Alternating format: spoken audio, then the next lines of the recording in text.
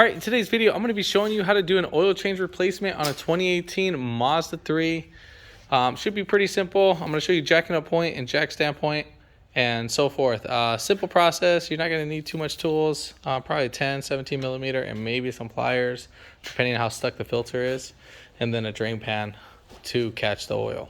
All right, so pretty much jacking up points. I did lift it up at the lower control arm, right there where the little bracket is at.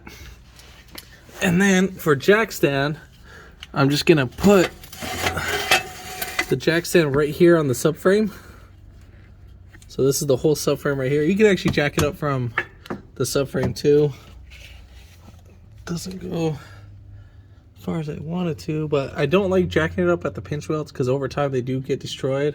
So those aren't meant for jacking up. Those are meant for the 4-post lift. So right here, you have one little notch that's open, and we're not going to be doing anything right here. We actually are supposed to have another cover that was right here. There should be 3 10 millimeter bolts, or I'm sorry, 8 millimeter bolts, I believe, if I remember correctly. There should be one right here, and then one right there. There might probably be a fourth one, probably 4 in total, but since this one's missing, can't really say too much. So now we're gonna go ahead and loosen up our filter. Now, sometimes these filters can be on there pretty tight. It is gonna be lefty-loosey.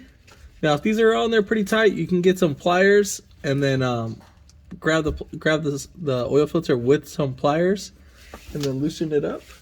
This one's not on there too tight, so I think the last person that did the oil change, thank you for being nice.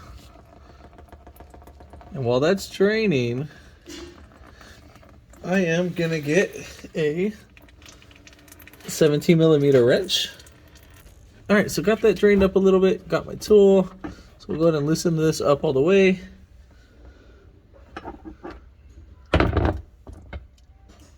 And then again, 17 millimeter, and then we are gonna go counterclockwise, and then we're gonna spin, we're gonna push towards this way. So basically we're going counterclockwise. So we're spinning just like this. If you're going righty-tighty, you're spinning it righty-tighty, then that means you're gonna strip it and over torque it. So we're trying to go back in time. So I wanna make sure you guys understand that. So, all right, so we're gonna spin it off.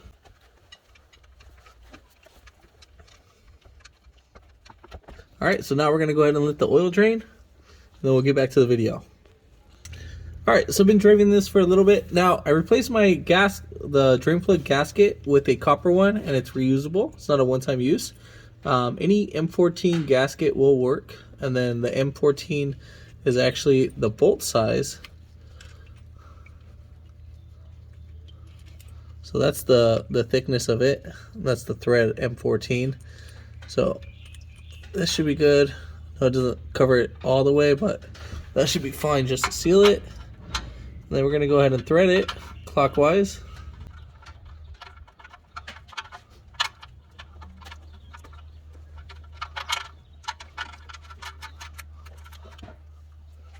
Now, torque specs for the 17 millimeter, I don't know. Just usually tighten it so it feels good, but I want to say around like 30 foot-pounds, right around there. I want to say, don't go by my word, but yeah, usually most ones are about 30 foot-pounds. And then let's go ahead and get the oil filter. All right, so we're gonna go ahead and put in our oil filter. Now, your oil filter, what you want to do is you want to actually lubricate the whole oil filter O-ring. So we should still have some leftover oil that's on.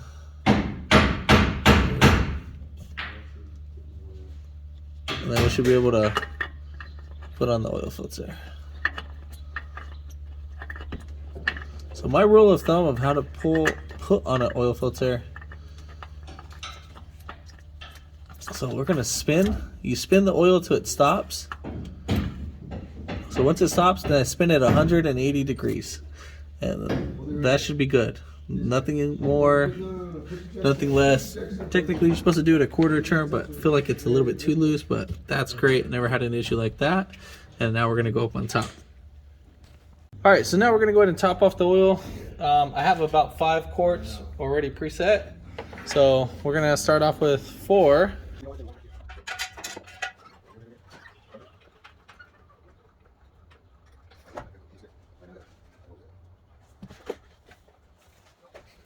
All right, so first thing what we're gonna go ahead and do, pull out our dipstick, wipe it clean, put it back in.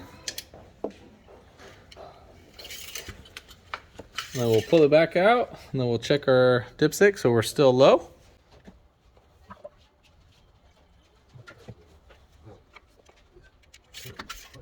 All right, so right there, I'm just a hairline over. So I'd say about 4.5 quarts should be good.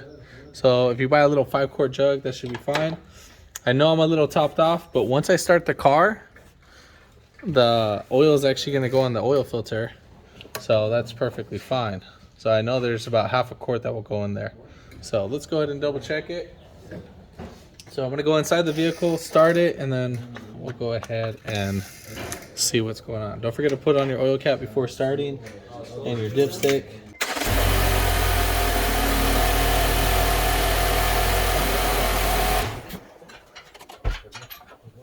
All right, so pretty much I would let it run for about maybe 5 to 10 seconds. Once you get all the fluid going throughout the whole system, you're gonna go ahead and pull out your dipstick.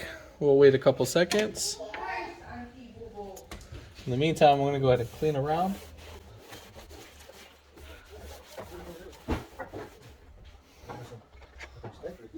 All right, so now let's go ahead and put in our dipstick.